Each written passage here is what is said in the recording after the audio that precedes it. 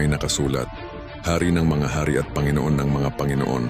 Pagkatapos nakita ko ang isang anghel na nakatayo sa araw. Sumigaw siya sa mga ibong lumilipad sa himpapawid.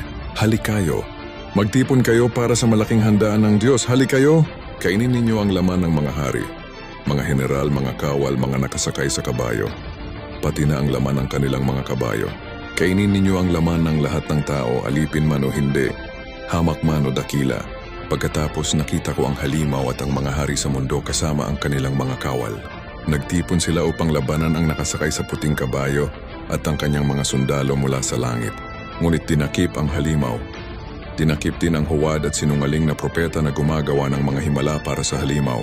Ang mga himalang ito ang ginamit niya upang dayain ang mga taong may tatak ng halimaw at sumasamba sa imahen nito.